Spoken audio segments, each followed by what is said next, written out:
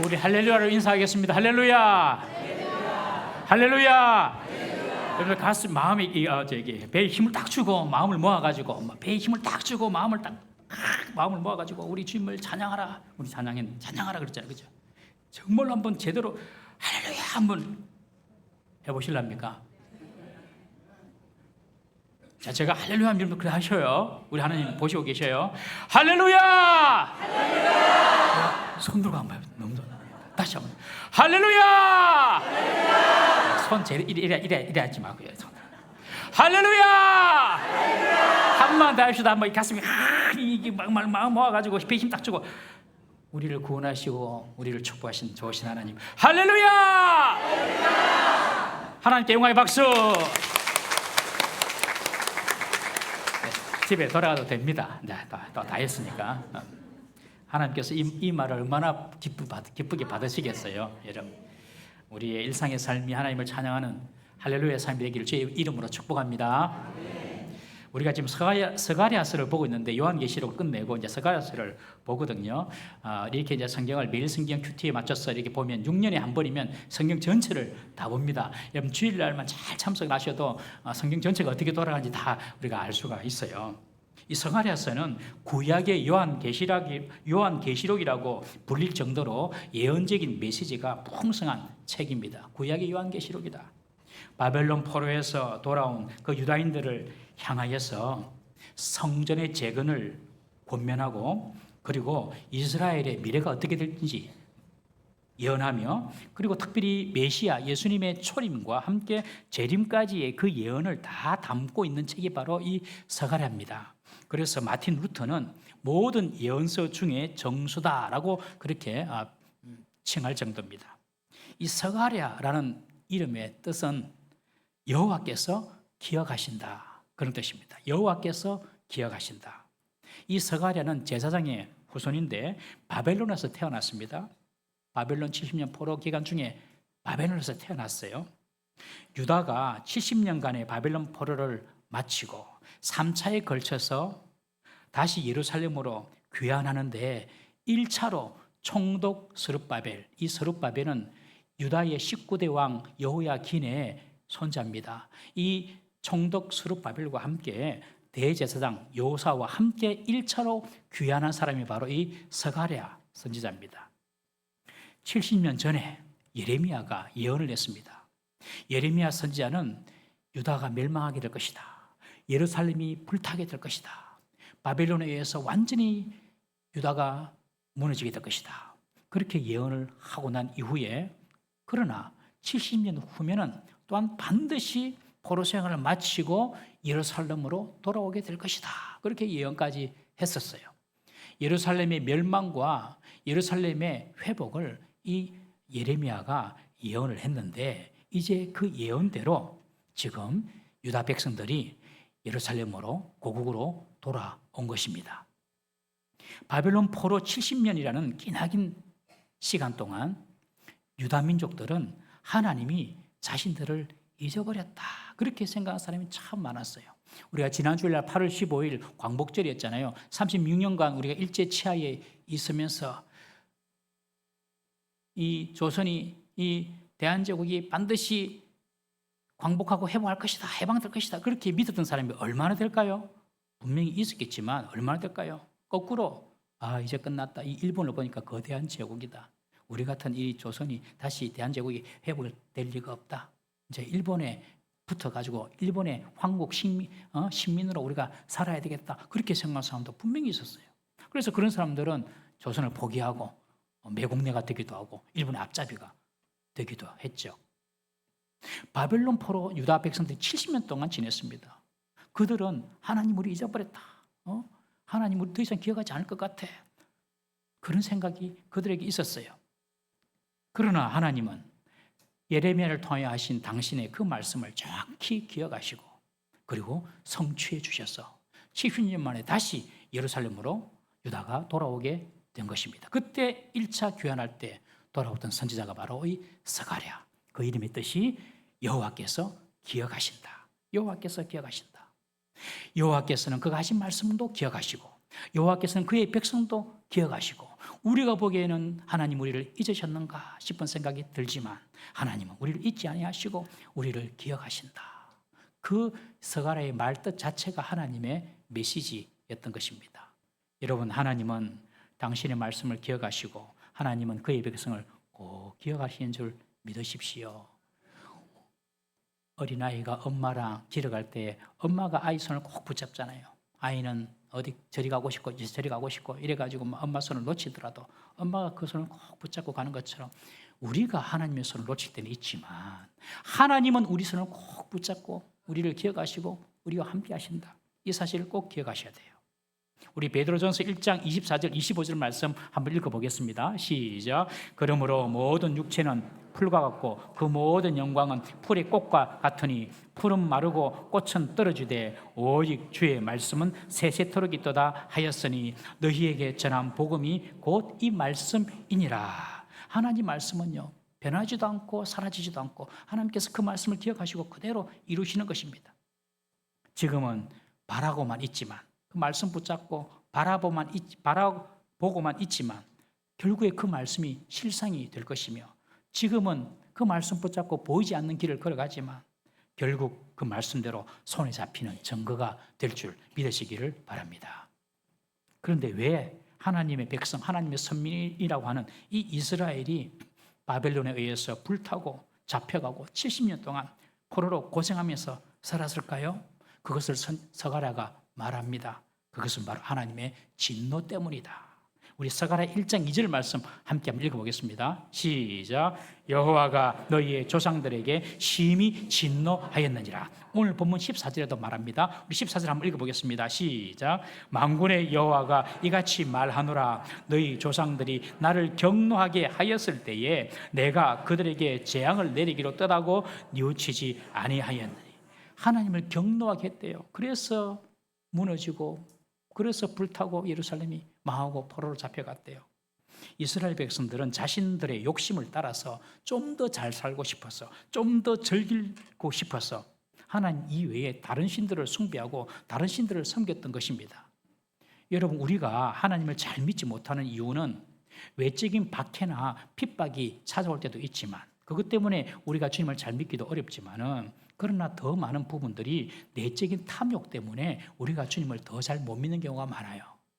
더 돈 벌고 싶고 좀 더 성공하고 싶고 좀 더 즐기고 싶고 좀 더 행복하게 살고 싶어서 하나님을 항상 제2위에 둡니다. 제2위에.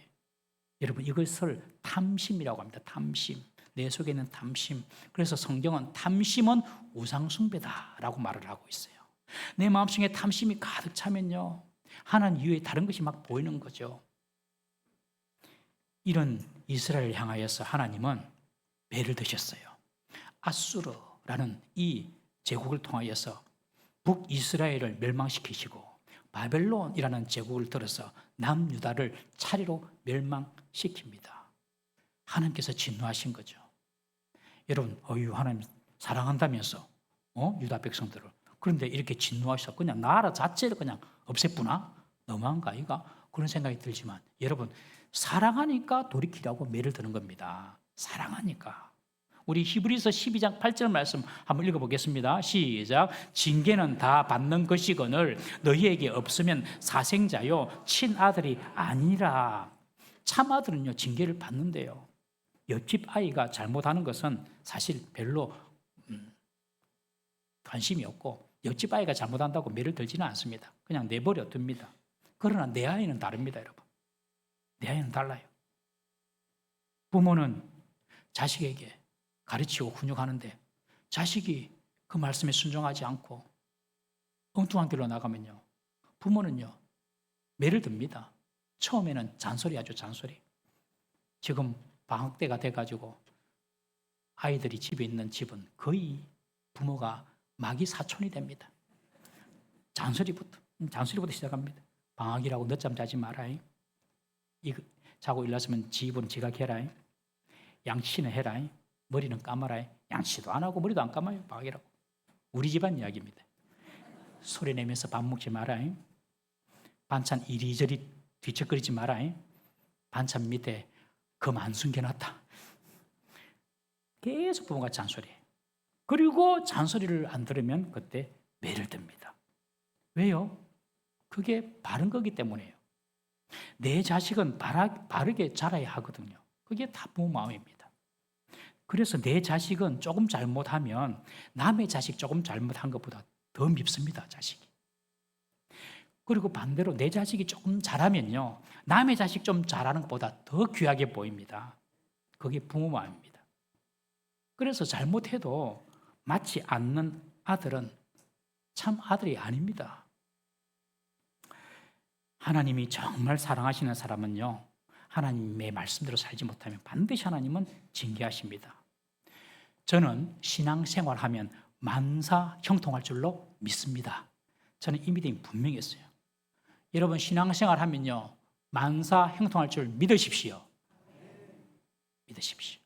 그런데 우리에게 오는 만사 형통은 대가를 치루어 가면서 얻는 만사 형통이에요. 대가를 치러야 돼요. 잘못하면 아픈 거예요. 잘못하면 실패하는 거예요. 잘못하면 가난해질 수도 있고요. 잘못하면 고난이 찾아올 수 있는 거예요. 그런데 주님 안에 있으면 아파도 만사형통합니다. 실패해도 만사형통합니다. 어려움이 찾아와도 만사형통합니다.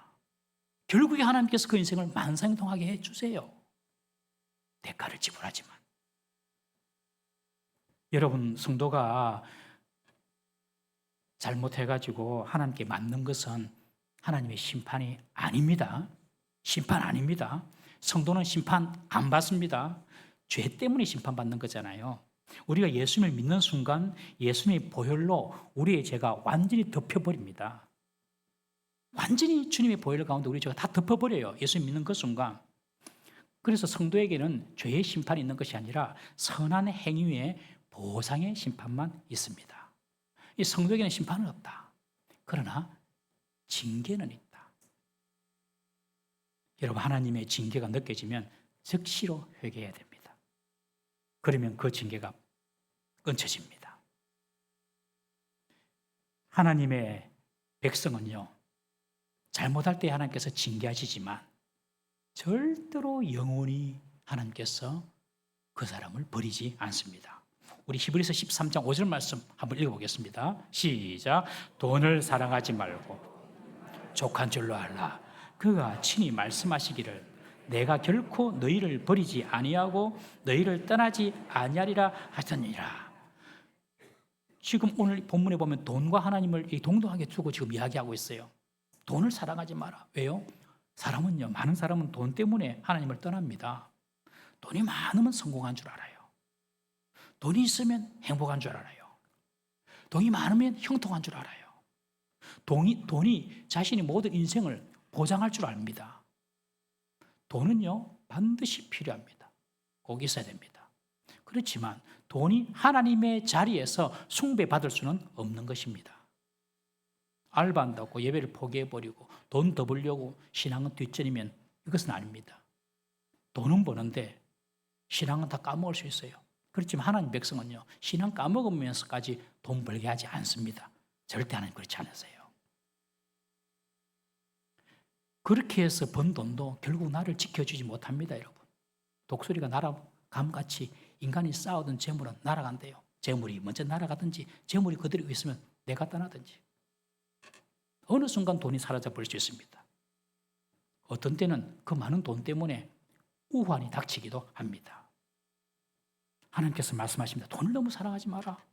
이 말은 돈이 필요 없다 이 말이 아니라 돈을 절대적으로 여기지 마라. 하나님의 자리에 돈을 두지 마라. 저는 우리 동무삼교의 모든 성도들이 풍성한 삶을 사시기를 주의 이름으로 축복합니다. 그렇지만 하나님 자리에 돈을 둬서는 안 되는 거죠. 하나님은 그러나 말씀하십니다. 내가 너를 결코 버리지 않고 내가 결코 너희를 떠나지 않는다.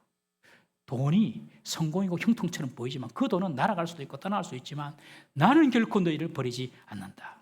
여러분, 재앙이 오고 때로는 징계가 온다 할지라도 하나님은 결코 우리를 버리지 않으심을 믿으시기를 바랍니다. 돈보다도 하나님을 더 사랑하고 돈보다도 하나님을 더 중요하게 여기시는 우리 동부삼위교회 성도 되시기를 주의 이름으로 축복합니다. 그래서 오늘 본문에 보면 70년 바벨론 포로를 마친 유다인들을 향해서 하나님은 스가랴를 통하여 말씀하십니다. 15절 말씀입니다. 우리 15절 말씀 한번 읽어보겠습니다. 시작. 이제 내가 다시 예루살렘과 유다 족속과 은혜를 베풀기로 뜻하였나니 너희는 두려워하지 말지니라. 지금 바벨론 포로 고생해가지고 70년 포로 마치고 온 그 유다인들을 향해서 하나님께서 하시는 말씀이에요. 고생했지?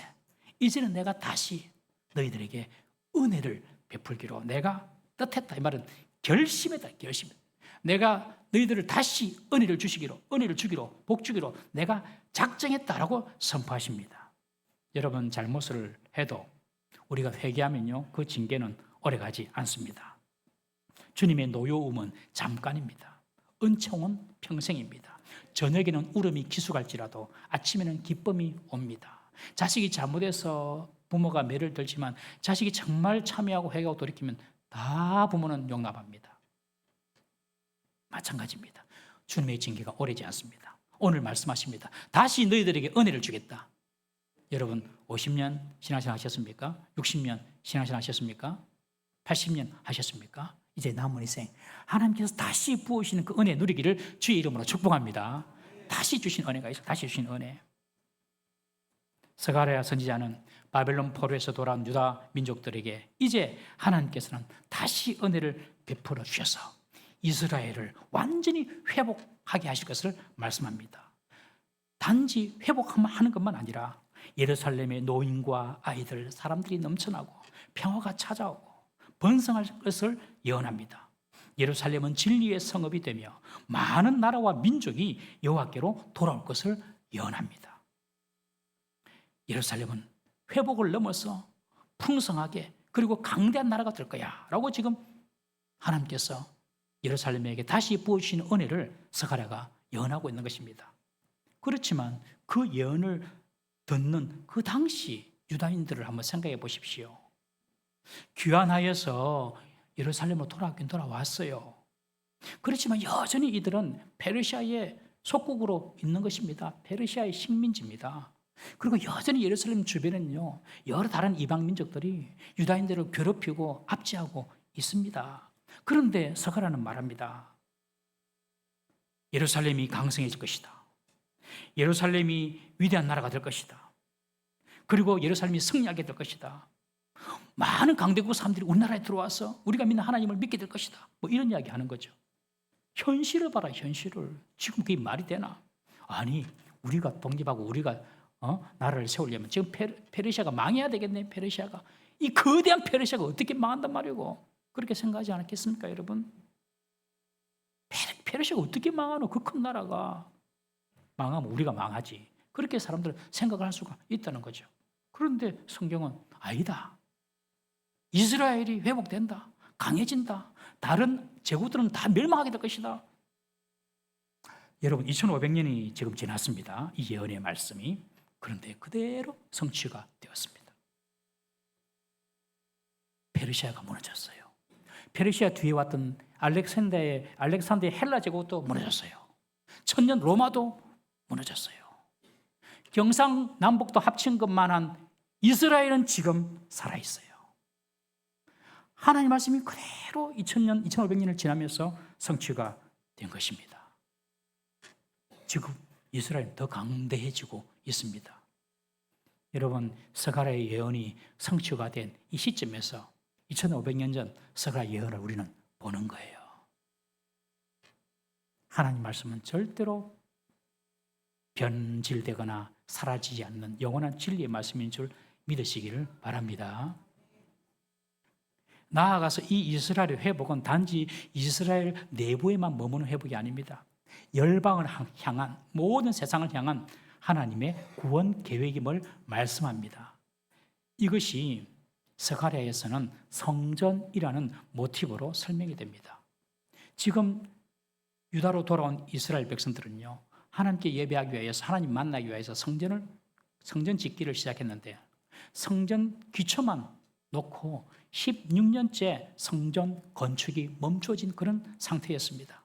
사마리아인들이 방해하고 협박하고, 그리고 페르시아의 관료들을 돈으로 매수해가지고 이스라엘 백성들이 성전 지으려고 하는데 저 성전 지으면 페르시아로부터 독립하려고 저란데 하면서 연비를 퍼뜨려 가지고 성전 건축을 그만두게 못 짓게 만드는 거예요. 그때 서가랴는 다시 성전을 지을 것을 독려하면서 이 성전은 단순히 건물로서의 성전이 아니라 앞으로 오실 평화의 왕으로 오실 그 메시아를 통해서 완성될 것임을 예언합니다. 진정한 성전은 바로 메시아다. 그 메시아를 통해 우리가 하나님을 예배하고 하나님 만난다. 예수님 당신이 진정한 성전이 되시기 때문에 그렇습니다. 그러면서 지금 짓고 있는 이 짓다가 멈춘 이 성전을 지어야 한다라고 말하면서 이 성전뿐만 아니라 앞으로 오실 진정한 성전 되신 그 예수님을 예언하고 있는 것이 바로 이 서가랴입니다. 이것은 이스라엘의 회복이 혈통적인 이스라엘의 회복뿐만 아니라 모든 민족으로 이루어진 영적 이스라엘의 회복이며 이 회복은 메시아의 오심으로 이루어진다는 것을 말해주고 있는 것입니다. 이제 하나님께서 이스라엘에게 다시 은혜를 부어주실 것을 말씀하시면서 16절부터는 내가 너희들에게 원하는 것이다. 내가 너희들에게 다시 은혜를 줄게. 다시 시작해보자. 그런데 내가 너희들에게 원하는 것이다 라고 말씀하십니다.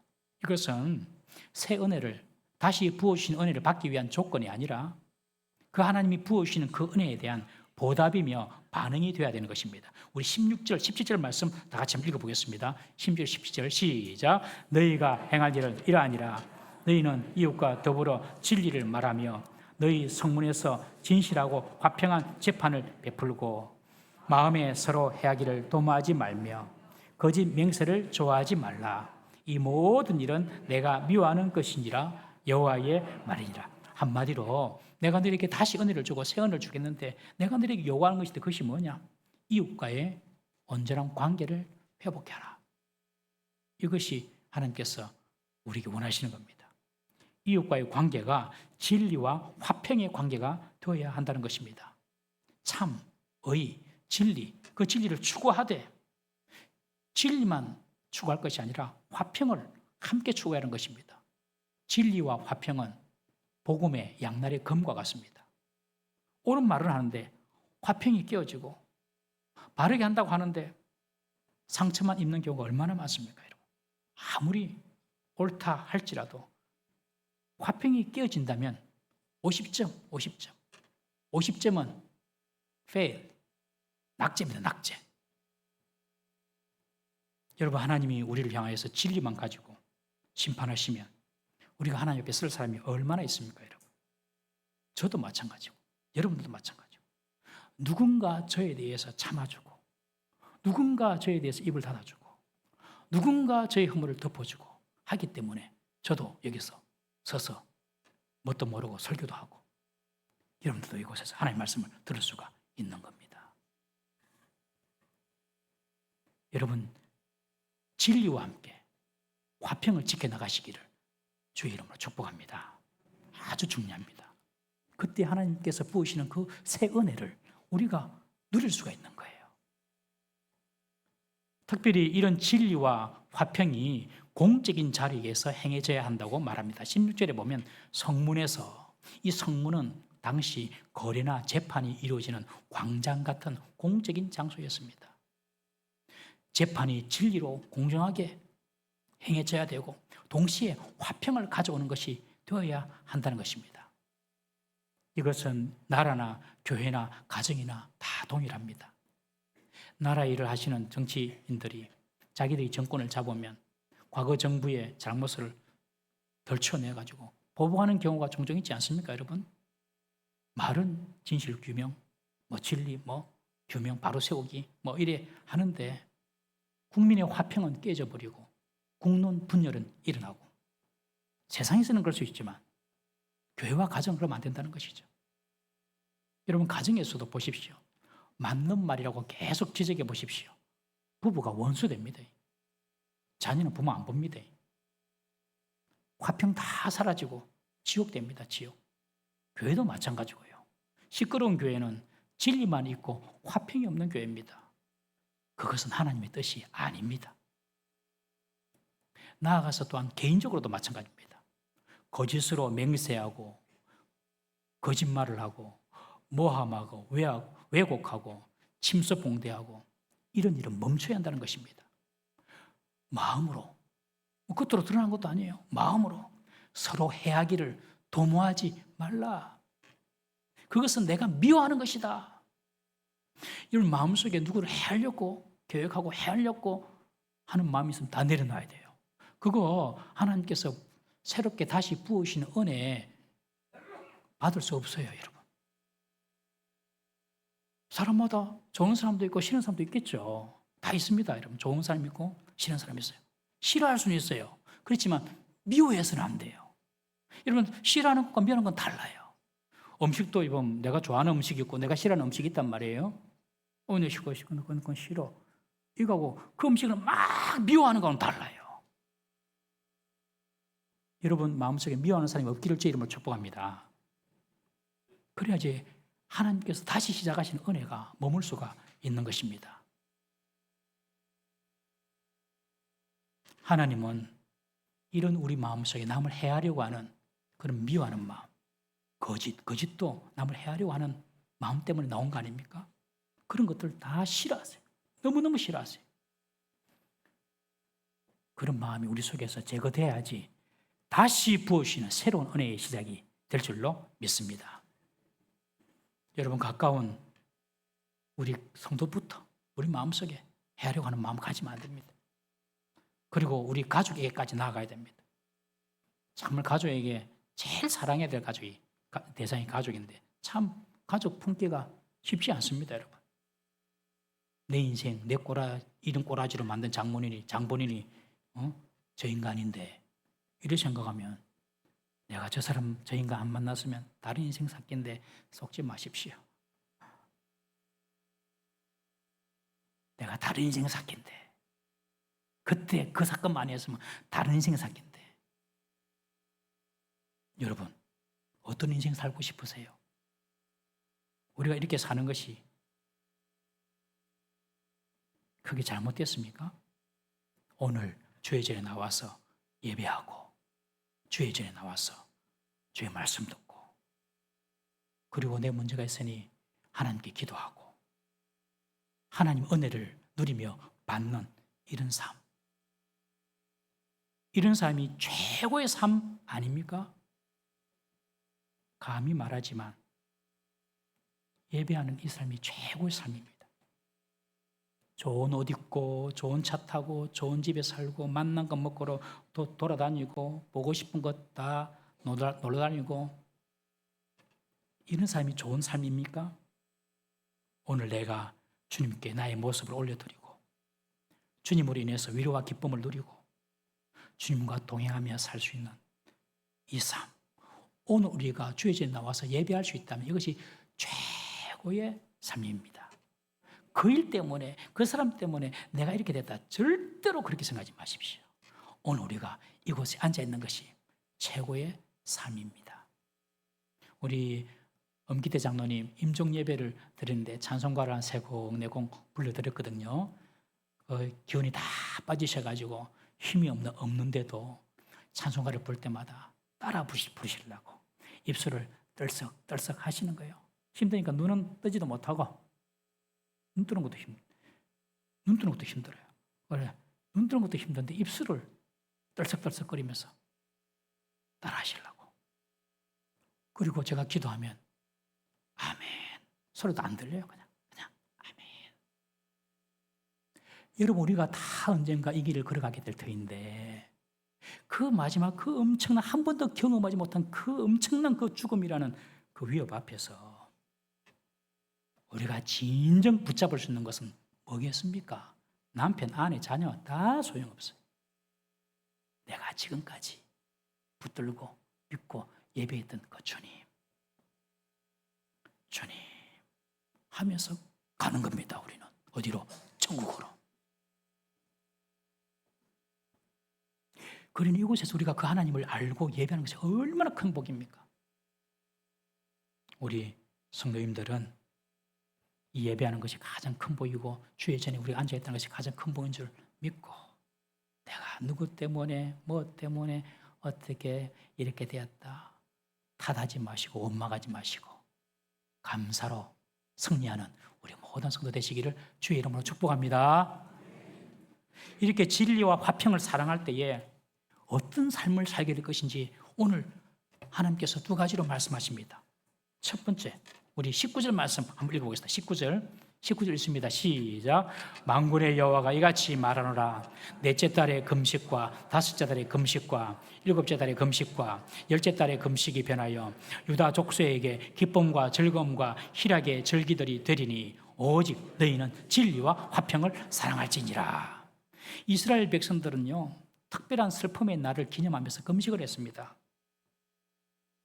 오늘 본문에 나타나 있는 이 4월, 5월 금식이 있잖아요. 이들은 바벨론에 있을 때부터, 바벨론 포로 70년 살 때부터 이것이 시작됐어요. 4월의 금식은 예루살렘이 함락된 것을 생각하면서 금식을 했어요. 5월의 금식은 성전이 파괴된 것을 생각하고 기념하면서 잊지 말자고 금식했어요. 그리고 7월의 금식은 유다인 총독 그달랴가 암살되고 유다인들이 대량 학살되는 그날을 기념하면서 금식했어요. 그리고 10월의 금식은 예루살렘이 느부갓네살 왕에 의해서 완전히 포위된 그 암담한 그 시간들을 추억하면서 금식했어요. 그 금식의 절기는 다 슬픔과 고통의 시간이었어요. 그런데 이런 금식의 애통과 슬픔이 진리를 행하고 화평을 추구할 때에는 기쁨과 즐거움과 희락의 절기로 변하게 될 것이라는 것입니다. 여러분, 우리가 진리를 따르고 우리가 화평케 하려고 하면 먼저 우리 자신이 기쁨을 회복하는 줄 믿으시기 바랍니다. 우리에게 진정한 기쁨이 없는 것은 내가 지금 진리 가운데 서 있지 않고 그리고 내가 화평을 추구하지 못하기 때문에 그런 진정한 희락과 기쁨이 없을 수가 있는 것입니다.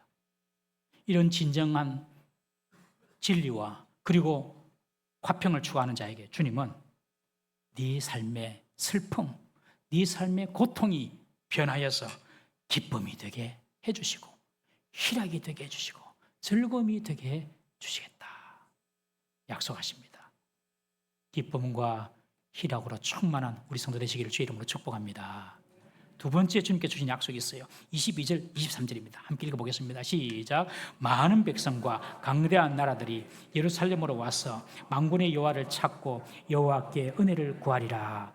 만군의 여호와가 이같이 말하노라. 그날에는 말이 다른 이방 백성 10명이 유다 사람 하나의 옷자락을 잡을 것이라. 곧 잡고 말하기를 하나님이 너희와 함께 하심을 들었나니 우리가 너희와 함께 가려 하노라 하리라 하시니라. 우리가 진리를 행하고 화평을 추구할 때는요, 여러 다른 백성들이, 여러 다른 성읍 사람들이 예루살렘에 몰려와가지고 하나님께 은혜를 구하고, 야, 우리가 들었다. 야, 너가 하나님이 정말 진짜 하나님이네. 우리들도 너희들이 믿는 하나님을 섬기고 싶다 하면서 10명의 이방인들이 유다인 한 사람 붙잡고 돌아온대요. 이 10명이란 말은 이제 상징적인 숫자입니다. 많은 사람들이 돌아와서 하나님을 섬기게 될 것이라는 것입니다. 참 우리 교회는 우리 성도님들이 우리 기성세대 어르신들이 믿음의 본을 잘 보여주신 교회입니다. 그래서 이제 9월달부터 또 주정사역 중에 화요 새생명 전도, 또 목요 전도, 학교 앞 전도 많이 나가시거든요. 우리 사실 젊은 우리 세대들은 이 어른들의 신앙을 우리 앞으로 잘 이제 전통을 이어받아야 되는데 이 전도 너무 중요하죠. 밖에서 하는 전도. 그렇지만 한번 생각해 보십시오. 우리가 동부삼일교회 띠를 떼고 와서 전도하는데 어제 동부삼일교회 맨날 거짓말만 하는 교회, 맨날 싸우는 교회. 그러면 우리가 전하는 복음을 듣겠습니까, 여러분? 외면해 버리죠. 그러나 우리 스스로도 그리고 우리 교회도 늘 진실하고 화평하다면 사람들이 그 말씀을 듣지 않겠습니까? 그래서 우리는 늘 우리의 언행을 돌아봐야 됩니다. 신앙생활은 딴 게 아니고 남 보는 거 말고 나의 언행 심사를 살펴보는 겁니다. 늘 나의 언행 심사가 지금 진리와 화평 가운데 있는가 살펴본다는 거죠. 그걸 할 때 어떻게 된다고요? 그냥 10명의 사람들이 한 사람 붙잡고 나도 네가 믿는 하나님 믿을게 하고 돌아온다는 것입니다, 여러분. 사랑하는 성도 여러분, 이런 은혜가 우리 교회에게 있기를 주의 이름으로 축복합니다. 속이는 말, 거짓 멀리해야 됩니다. 나 자신보다도 이웃을 먼저 생각하는 이타적인 마음을 가져야 합니다. 거짓을 멀리하고 해하려고 하는 마음을 멀리하고 진리와 화평을 추구할 때는 복음의 증거의 역사가 일어나는 줄 믿으시기를 바랍니다. 오늘 이 말씀을 통하여서 하나님께서는 말씀하십니다. 과거에는 이스라엘의 범죄로 내가 분노해서 벌을 내렸지만 이제는 내가 다시 은혜를 베풀고 축복해 주겠다. 그러나 너희들이 할 것이 한 가지가 있다. 진리와 화평을 추구하고 거짓을 멀리하고 남을 해롭게 하려는 그 마음을 내려놓아라. 그러면 내가 주는 그 새 은혜가 너희에게 복이 될 것이다. 오늘 서가를 통하여 말씀하고 계십니다. 우리의 신앙이 외적인 형식에 치중하는 것이 아니라 우리의 내면의 진정한 변화로부터 시작되어야 될 줄로 믿습니다. 진리와 화평을 추구함으로 우리 스스로가 기쁨이 되고 또 우리를 통하여서 하나님의 복음이 전거되는 놀라운 역사가 우리 교회와 우리 성도들의 삶 가운데 일어나기를 주의 이름으로 축복합니다. 다 같이 한번 기도하겠습니다. 나는 얼마나 정직한 사람이었습니까? 나는 얼마나 진리 가운데 서고자 노력했습니까? 하나님, 내 속에 있는 불의와 거짓을 제해 주십시오. 나는 얼마나 화평을 추구하는 사람이었습니까? 하나님, 진리 없는 화평은 하나님께서 싫어하시고 또 거짓으로 이루어지는 화평도 주님께서 싫어하신 줄 알고 늘 진리와 화평의 사람 될 수 있도록 주님 나를 붙들어 주십시오. 우리 다 같이 한번 주여 한번 부르짖고 내 속에 있는 모든 거짓과 내 속에 있는 모든 헤아리는 마음들이 다 사라질 수 있도록 주님 내 마음을 새롭게 해달라고 우리 주여 한번 부르짖고 통성으로 한번 기도하시겠습니다. 주여 하나님 아버지,